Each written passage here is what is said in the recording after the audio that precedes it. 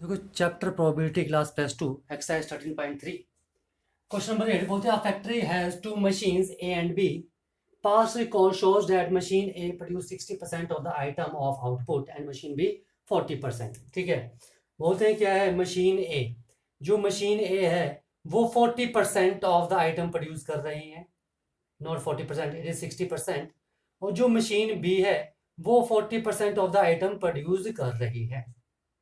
ठीक है, तो देखो, ठीक है, तो आगे लिखा है further 2% of the item produced by machine A. ये जो मशीन ए है वो 2% डिफेक्टिव कर रही है प्रोड्यूस, और 1% प्रोड्यूस बाय मशीन वन। ठीक है, और 1% बी मशीन कर रही है। All the items are put in one stock pile and then one item is chosen. सभी को इकट्ठा किया, उसके बाद आपने एक चूज करनी है from random and is found to be defective, कि वो डिफेक्टिव है। ठीक है, जो आप आइटम निकाल वो डिफेक्टिव है, and what is the probability that it is are produced by machine B. ठीक है, तो देखो क्या निकालना है कि आप जो आइटम निकालोगे वो डिफेक्टिव होगी, गिवन। ठीक है, item is defective, item is defective. ठीक है, और निकालना किसकी प्रोबेबिलिटी, कि वो मशीन बी निकालेगी। ठीक है, तो यहां पर E1 एंड E2 दो आ गए। ठीक है, ओके, तो E1 क्या आ जाएगा, item is manufacture by machine A. ठीक है, मशीन ए जो है वो मैन्युफैक्चर कर रही है, और जो आइटम इज मैन्युफैक्चर्ड, E2 क्या है, item manufactured by machine B, वो बी मैन्युफैक्चर कर रही है। तो ए आइटम, तो प्रोबेबिलिटी ऑफ E1 क्या की, 60%, यानी कि 60/100, and which is equal to 3/5। ठीक है, लगे पता कि आइटम, ठीक है, ए मशीन कितने मैन्युफैक्चर कर रही है। ठीक है, तो प्रोबेबिलिटी ऑफ E1 क्या आ गई मेरे पास, 3/5।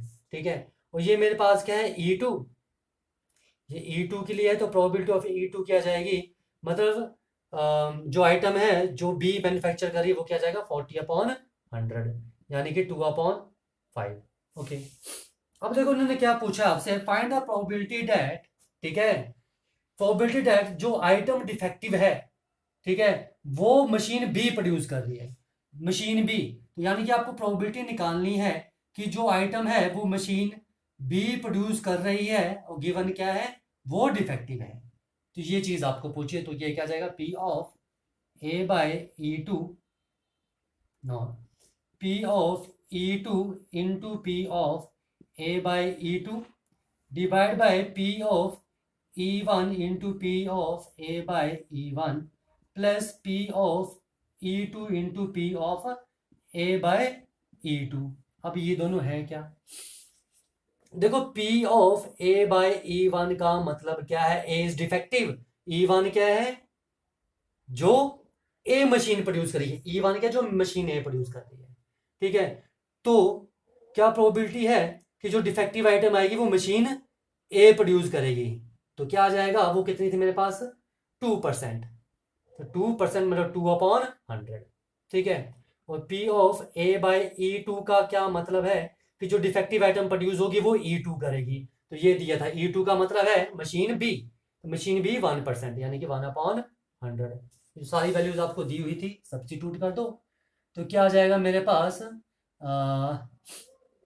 2/5 into 1/100 divide by 3/5, this is 3/5। ठीक है,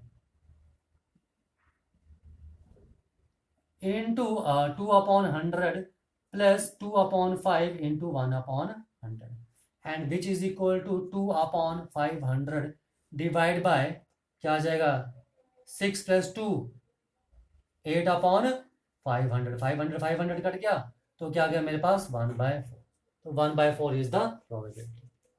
ओके, देखो क्वेश्चन नंबर 9 बोलते, two groups are competing for the position on the board of director of a corporation. ठीक है, the probability of the first and the second group will win are this and this. ठीक है, देखो यहां पर क्या है, दो ग्रुप दिए हैं, एक ग्रुप के विन की पॉसिबिलिटी 0.6 है, और दूसरे ग्रुप की विन की पॉसिबिलिटी 0.4 है। यानी कि ये प्रोबेबिलिटी दी है मेरे पास पहले ग्रुप की, ये दूसरे ग्रुप की, ठीक है। Further if the first group win the product of introducing a new product is 0.7। अगर फर्स्ट जीतता है तो ये जो प्रोडक्ट इंट्रोड्यूस करेगा उसकी प्रोबेबिलिटी 0.7 है, ठीक है। And corresponding probability 0.3% if the second group win. अगर ये ग्रुप जीतता है तो इसकी 0.3% क्या है पॉसिबिलिटी की वो इंट्रोड्यूस करेगा। देखो क्या लिखा है कि दो ग्रुप जो है यहाँ पर compete कर रहे हैं, तो एक की जीतने की प्रोबेबिलिटी ये है, दूसरे की ये है। अगर पहला ग्रुप जीतता है तो वो प्रोडक्ट को इंट्रोड्यूस करेगा, उसकी पॉसिबिलिटी ये है। अगर दूसरा ग्रुप जीतता है तो वो इंट्रोड्यूस करेगा, उसकी पॉसिबिलिटी ये है। बोलते find the probability that the new product was introduced by the second group. देखो एक न्यू प्रोडक्ट की बात हो रही है और एक ग्रुप की बात हो रही है, सेकंड ग्रुप की। तो मैंने E1 मान लिया, ठीक है, कि फर्स्ट ग्रुप विन, ठीक है, और E2 क्या आ जाएगा मेरे पास, second group win, okay. And A क्या आ जाएगा यहां पर कि न्यू प्रोडक्ट, ठीक है, न्यू प्रोडक्ट जो इंट्रोड्यूस करेगा, new product introduced, new product introduced. अब देखो यहां पर हमसे इन्होंने क्या पूछा है, probability of, find the probability that new product was introduced by the second company, कि सेकंड कंपनी जो है वो इंट्रोड्यूस करेगी। तो आपको किसकी प्रोबेबिलिटी निकालनी है, ठीक है, जो प्रोडक्ट इंट्रोड्यूस होगा वो सेकंड कंपनी करेगी, तो E2/A। ये आपसे इन्होंने पूछा है कि जो न्यू प्रोडक्ट इंट्रोड्यूस हो रहा है वो सेकंड कंपनी कर रही है, हो रहा है यानी कि ये हो चुका है। जो न्यू प्रोडक्ट हुआ है, जो इंट्रोड्यूस हुआ है, यानी कि न्यू प्रोडक्ट इंट्रोड्यूस हो चुका है, ठीक है, वो क्या जाएगा सेकंड कंपनी, यानी कि प्रोबेबिलिटी ऑफ E2/A। आया समझ में, ठीक है। तो देखो, ठीक है, इसका मतलब क्या है फिर सुन लो, ठीक है। प्रोबेबिलिटी ऑफ E2/A मतलब new product introduce, the product introduced by second company, ठीक है, यानी कि E2 क्या है, सेकंड कंपनी है जो कि प्रोडक्ट इंट्रोड्यूस कर रही है। आया समझ में, विच इज इक्वल टू क्या देगा, P of E2 into P of A/E2 divide by P of E1 into P of A/E1 plus P of E2 into P of A/E2, ये आ जाएगा। Now which is equal to, देखो E1 ये था मेरे पास E1, ठीक है, ये था E2। जो फर्स्ट ग्रुप जीत रहा है ये सेकंड ग्रुप जीत रहा है, ठीक है। तो यानी कि मेरे पास क्या गया, probability of E1 is 0.6 and probability of E2 is 0.4।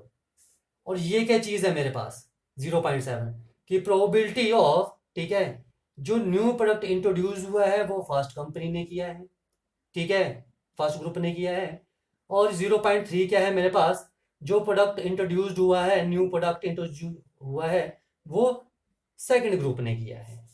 तो वैल्यू सब्स्टिट्यूट कर दो, क्या आ जाएगा यहाँ पर मेरे पास 0.4 into 0.3 divide by 0.6 into 0.7 plus 0.4 into 0.3 which is equal to 0.12 divide by 0.42 plus 0.12 which is equal to 12/54, यानी कि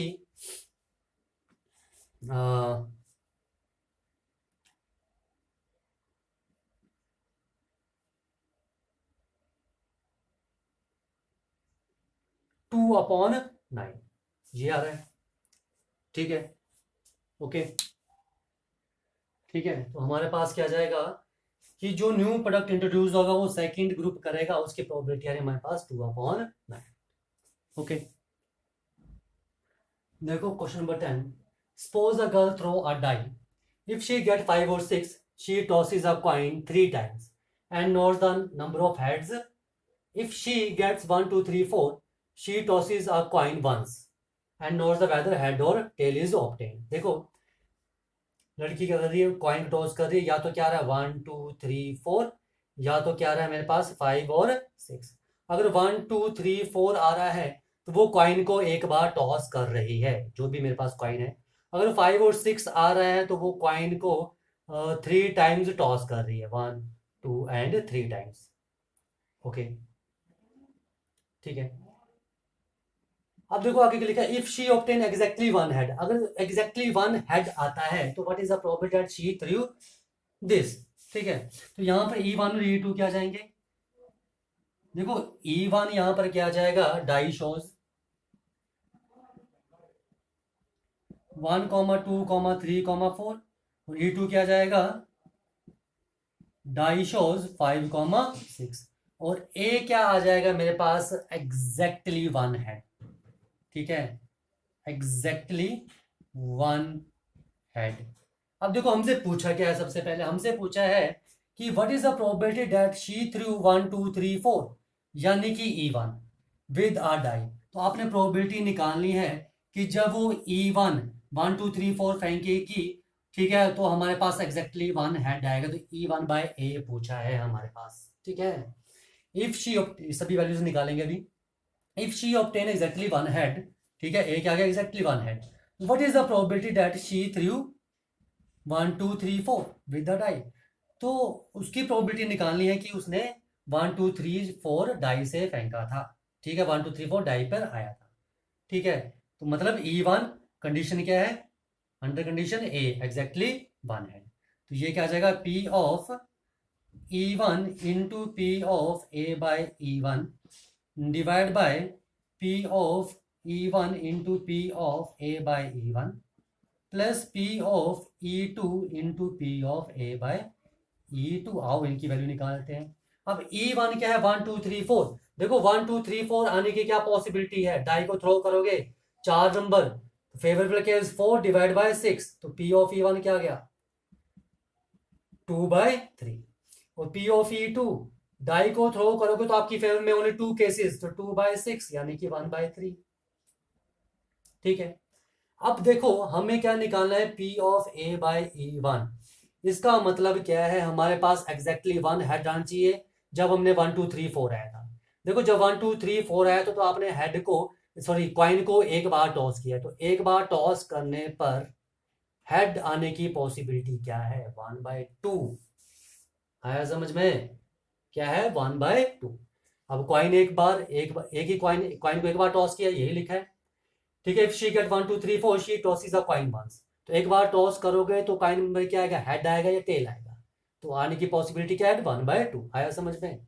P of A by E1 का मतलब है कि एग्जैक्टली वन हेड आना चाहिए जब उसने एक बार कॉइन को टॉस किया, तो 1/2। And P of A by E2 का मतलब क्या है कि हमारे पास एग्जैक्टली वन हेड आना चाहिए, एग्जैक्टली वन हेड जब उसने कॉइन को 3 टाइम्स टॉस किया है, ठीक है। देखो 3 टाइम टॉस करेंगे तो टोटल आउटकम क्या जाएंगी, ये 2, 2, 2, टोटल आउटकम्स आ जाएंगी 8, ठीक है। और फेवरेबल आउटकम्स क्या आएंगे, exactly one head, head tail tail, tail tail head, या टेल हेड टेल। तो एग्जैक्टली वन हेड वाली यही 3 पॉसिबिलिटीज हैं, ठीक है। तो आपकी फेवर में कितने केसेस हैं, 3, और टोटल आउटकम्स कितनी होंगी, 2 इंटू 2 इंटू 2 8। तो P of A by E2 is 3/8। ये चीज समझ में आई, फिर सुनो, ठीक है। उसने बोला जब 1, 2, 3, 4 आ रहा है तो एग्जैक्टली वन हेड आने के क्या चांस है, इसका मतलब ये है। तो एक बार टॉस, कॉइन को टॉस हुआ है तो 1/2। यहां पर ही मेरे पास बोल रहे हैं कि एग्जैक्टली वन हेड आने की क्या पॉसिबिलिटी है जब कॉइन को 3 टाइम टॉस करेंगे। E2 का मतलब ये हुआ 3 टाइम, तो एग्जैक्टली जब कॉइन को 3 टाइम टॉस करते हैं एग्जैक्टली वन हेड आने की क्या पॉसिबिलिटी, यही है। तो favourable outcomes 3, total outcomes are 8, 3/8। Value substitute कर दो, तो ये मेरे पास क्या जाएगा, 2/3 into 1/2 upon 2/3 into 1/2 plus 1/3 into 3/8, and which is equal to 1/3 upon 1/3 plus 1/8, and which is equal to 1/3 divide by 24 and 8 plus 3, and which is equal to 8 upon 11, ठीक है। देखो क्वेश्चन नंबर 11 बोलते हैं manufacture has 3 machine operators A, B and C। देखो 3 machine operators हैं A, ठीक है, B and C। The first operator A produces 1% defective item.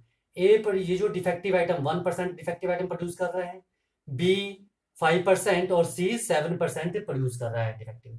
A is on the job for 50% of the time, B 30% and C 20% time के लिए है। A defective item is produced, ठीक है, what is the probability that it was produced by A. ठीक है, यहां पर ए मतलब यहां पर ई क्या आ जाएगा मेरे पास कि डिफेक्टिव आइटम इज प्रोड्यूस्ड, क्या आ जाएगा, डिफेक्टिव, ए नहीं मान रहा हूं क्योंकि ए ऑलरेडी यूज है यहां पर, ठीक है, तो मैं यहां पर ई मान लिया, डिफेक्टिव आइटम इज प्रोड्यूस्ड। ठीक है, probability it was produced by A, तो यहां पर E1, ठीक है, क्या आ जाएगा, और E2 और E3, ठीक है, क्या आ जाएगा, item manufacture by operator A, ठीक है, और यहां पर क्या आ जाएगा, item manufacture by operator B, ठीक है, एंड E2 आ गया, item manufacture by operator C. ठीक है, अब देखो यहां पर मेरे पास क्या पूछा है इन्होंने, ठीक है, a defective item is produced, what is the probability it was produced by A. तो आपने प्रोबेबिलिटी निकालने की, जो आइटम प्रोड्यूस हो रही है वो ए कर रहा है यानी कि E1, और गिवन कंडीशन क्या है, आइटम क्या है, डिफेक्टिव, ये आ जाएगा PE1 बाय ए, कि जो डिफेक्टिव आइटम प्रोड्यूस हो रही है वो ए कर रहा है, ए का मतलब E1।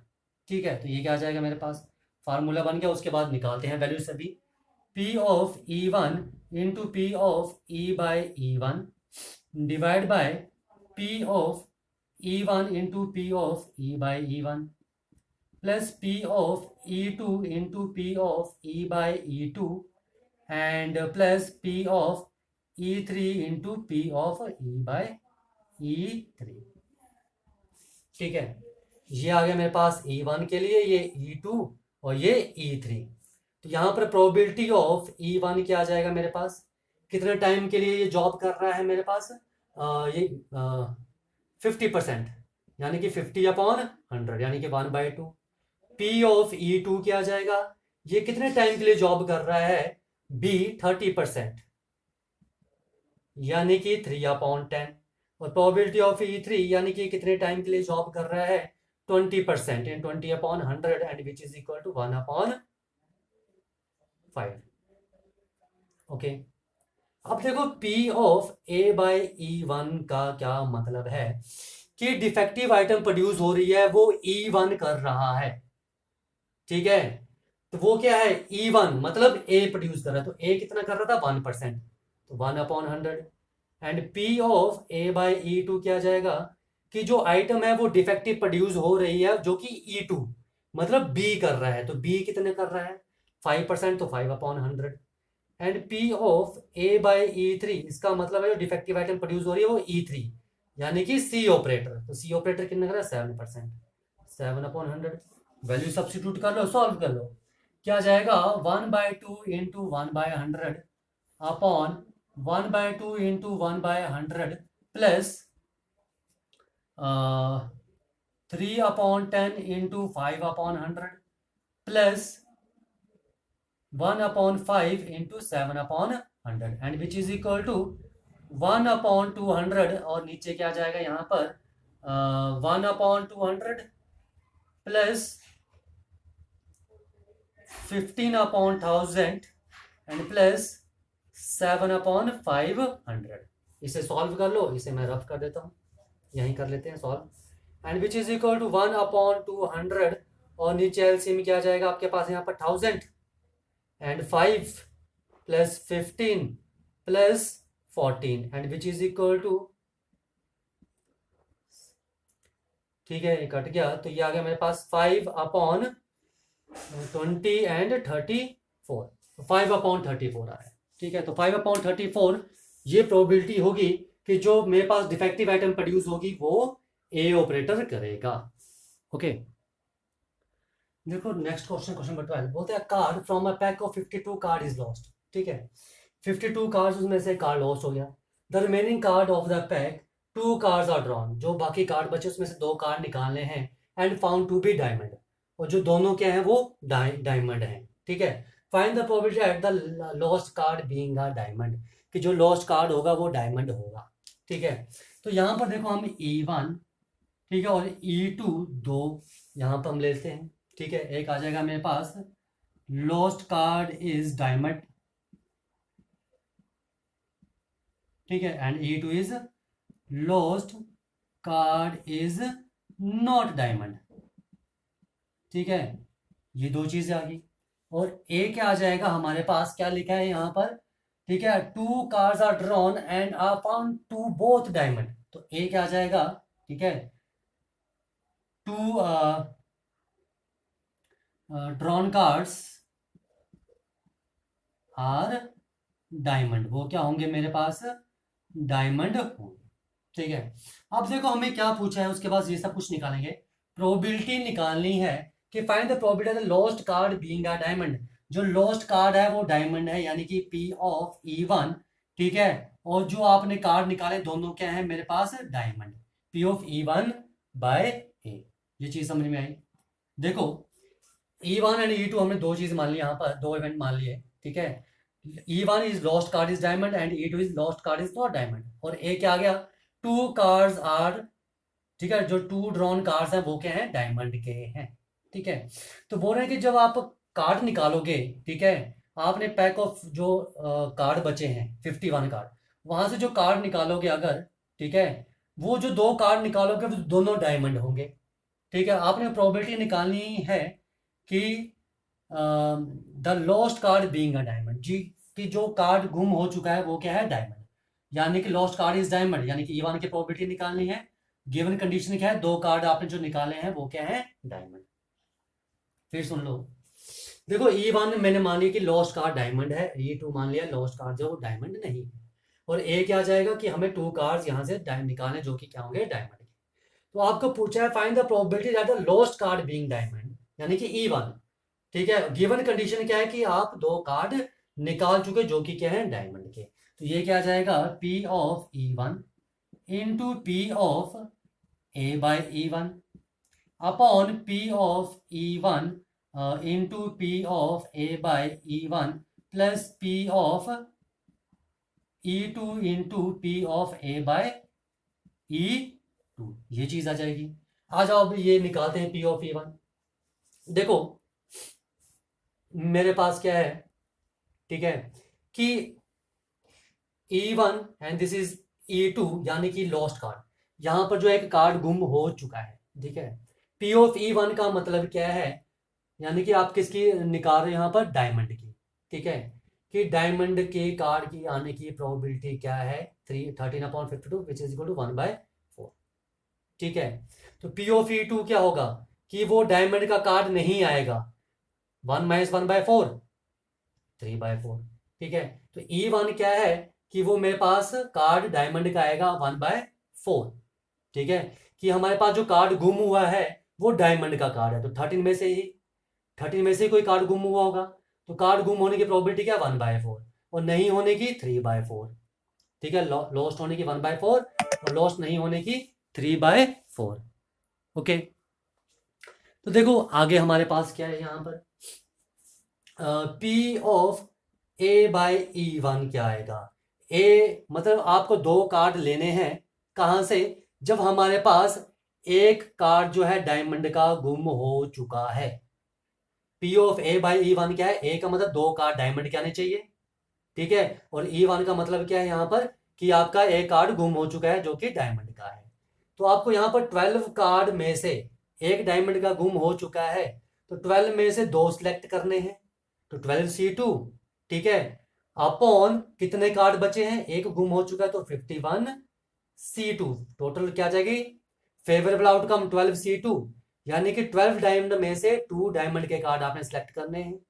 ठीक है, टोटल आउटकम क्या आ जाएगी कि 51 कार्ड बचे हैं जिसमें से दो कार्ड लेने हैं, ये आ गया। Okay, and now P of A by E2 क्या आ जाएगा मेरे पास। ठीक है, एक मतलब दो डायमंड कार्ड लेने हैं और कार्ड लॉस्ट नहीं हुआ है। ठीक है, डायमंड का कार्ड लॉस्ट नहीं हुआ, कार्ड तो लॉस्ट हुआ है लेकिन वो डायमंड का नहीं था, तो डायमंड के 13 कार्ड होंगे, उसमें से दो सेलेक्ट करोगे। ठीक है, अब एक कार्ड जो डायमंड को छोड़ के किसी और उसका गुम हुआ है, तो क्या जाएगा, टोटल कार्ड 51 होंगे अपॉन C2। वैल्यूज आ गई, सब्सिट्यूट कर दो यहाँ पर, क्या आ जाएगा मेरे पास, P of E1 1/4 into 12C2 upon 51C2 divide by 1/4 into 12C2 upon 51C2 plus 13, क्या जाएगा मेरे पास, क्या जाएगा, P of E2 is 3/4 into 13C2 upon 51C2। ये चीज आपने सॉल्व करनी है अब, ठीक है, ओके। देखो क्या आ जाएगा, 1/4 12C2 upon 51C2 divide by, देखो 13C2 का मतलब है 13 factorial upon 2 factorial into 11 factorial and which is equal to 13 into 12 factorial upon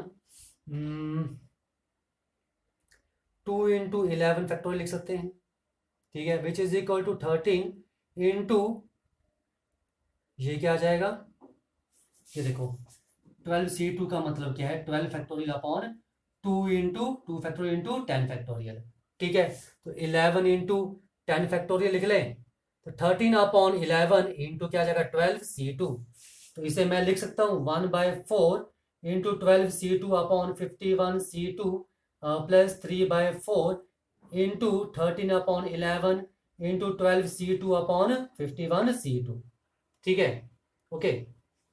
ये मैंने आपको एक्सप्लेन कर दिया, इसे मैं रफ कर देता हूँ अब, ठीक है। ये सारी कैलकुलेशन आप पर डिपेंड करती है, आप इसको लेंथी लेके जाते हो या शॉर्ट में करते हो। तो देखो क्या आ रहा है मेरे पास ऊपर 1/4 12C2 upon 51C2 1/4 12C2 upon 51C2 divide by, common क्या आ रहा है 1/4 12C2 अपॉन 51C2 कॉमन आ रहा है, तो क्या बचेगा 1/4, ये आ गया, तो 1 प्लस 39 अपॉन 44 ये बच रहा है, ये कट गया and which is equal to 1 upon 44 plus 39 upon 44 and which is equal to 44 upon, यही आ रहा है, चेक कर लेते हैं इसे। देखो यहाँ पर गड़बड़ कर दिया आपने, ये 4 तो कॉमन आ चुका है 1/4, ठीक है, तो 39 अपॉन 11 बचेगा, 39 अपॉन 11, तो ये आ जाएगा 11, ठीक है, एंड यहाँ क्या बचेगा मेरे पास 11 and which is equal to 11 upon 50, तो ये प्रोबेबिलिटी आएगी मेरे पास, ओके। तो ये था आपके पास क्वेश्चन नंबर 12, ठीक है।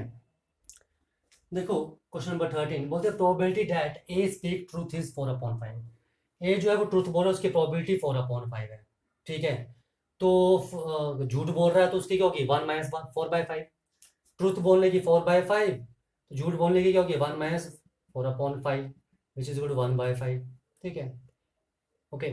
बोलते हैं a coin is tossed, coin toss किया, A report that head appears, A ने रिपोर्ट किया कि हेड आया, ठीक है, the probability that actually there was head, ठीक है, एक्चुअली देयर वाज हेड, आपने इसकी प्रोबेबिलिटी निकालने की, एक्चुअली क्या है हेड है।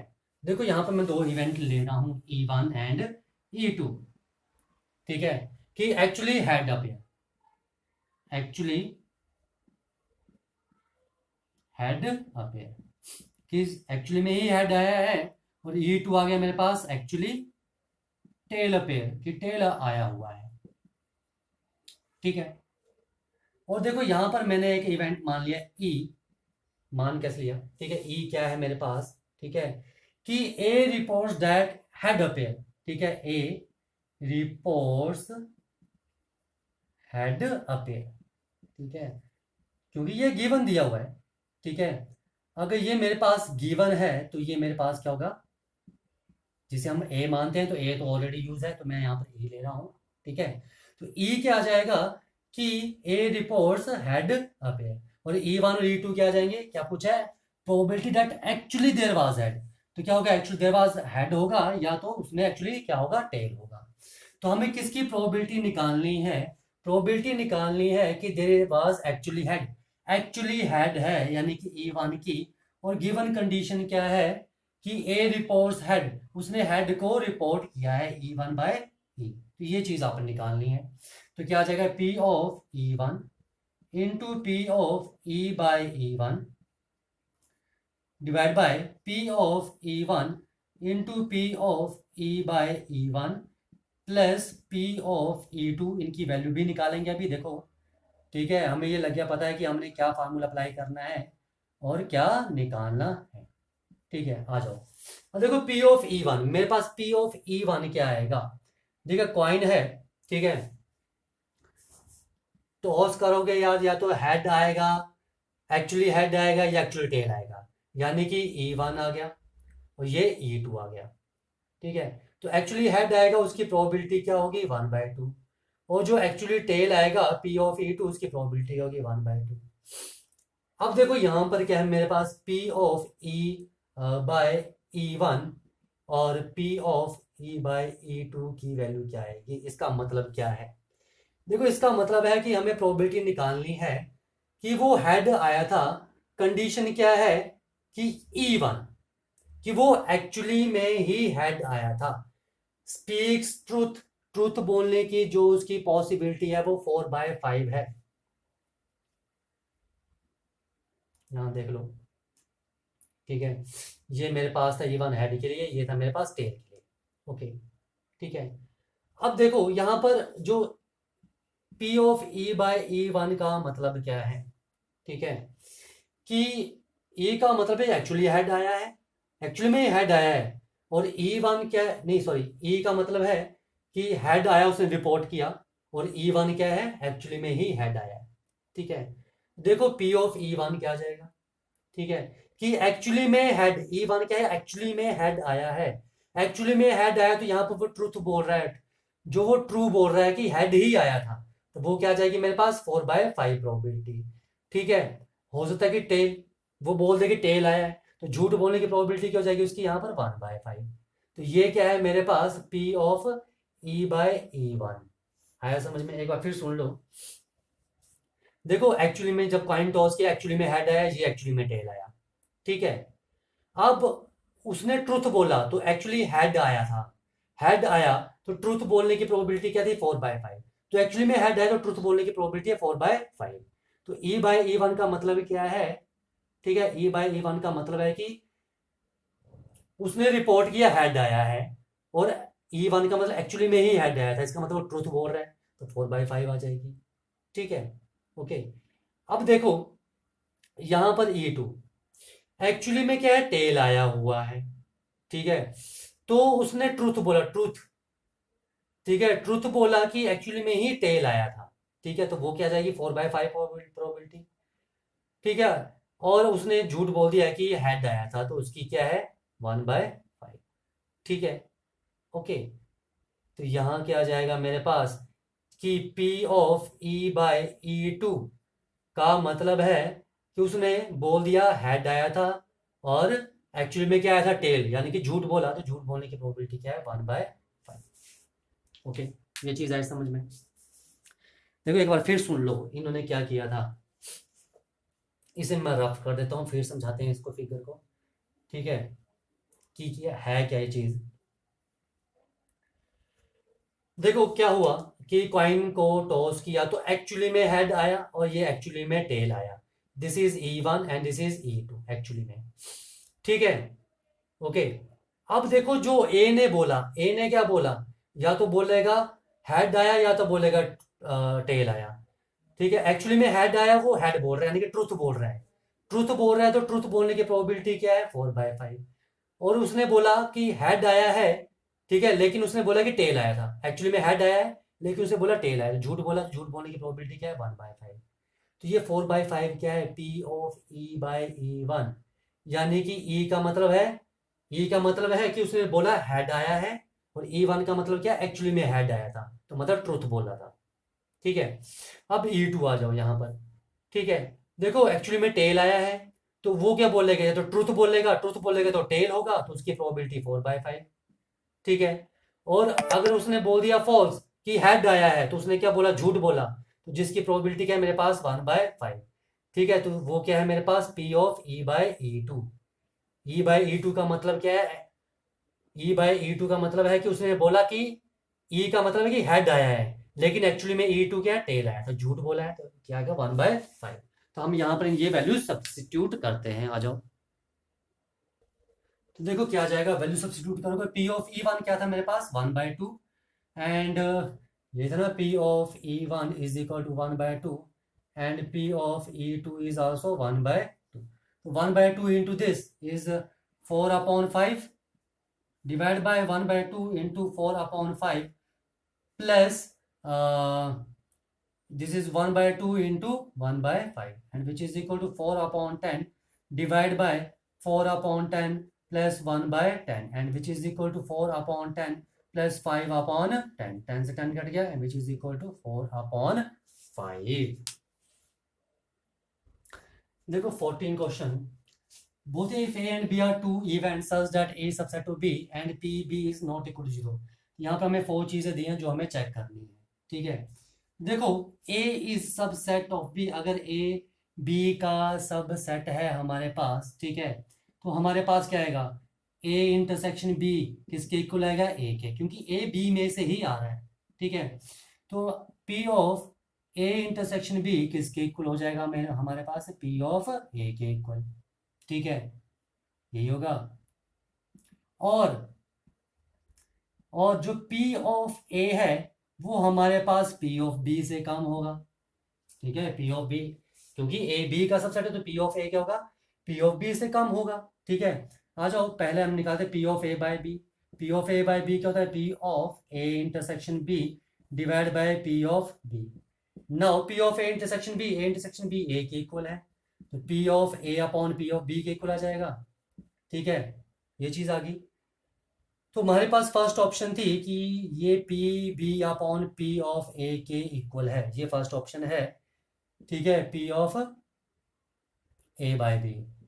ठीक है, तो P of A by B P of A upon इसके इक्वल आ रहा है, तो फर्स्ट ऑप्शन गलत होगी, ये तो ये आ रहा है। ठीक है, आ जाओ अब आगे करते हैं और देखते हैं।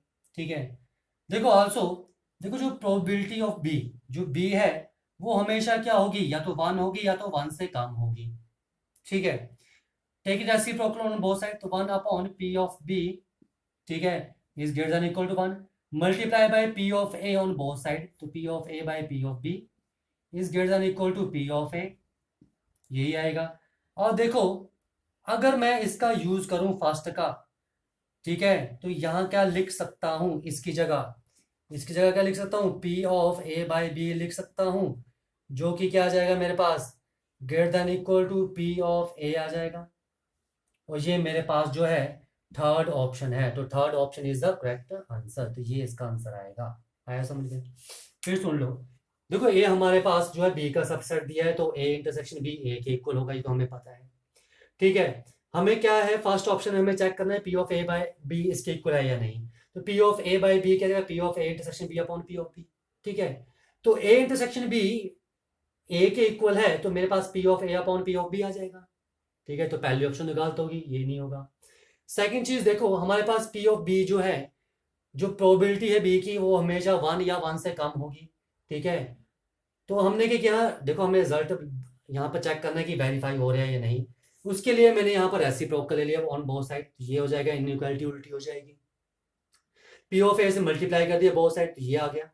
अब मैंने इक्वेशन 1 का यूज किया कि P A upon P B किसके इक्वल है, P of A by B, तो इसकी जगह मैंने P of A by B लिख दिया, which is greater equal to P of A, और ये आपके पास थर्ड ऑप्शन में दिया हुआ है। इसका मतलब जो थर्ड ऑप्शन होगी is the correct answer. Okay, ठीक है।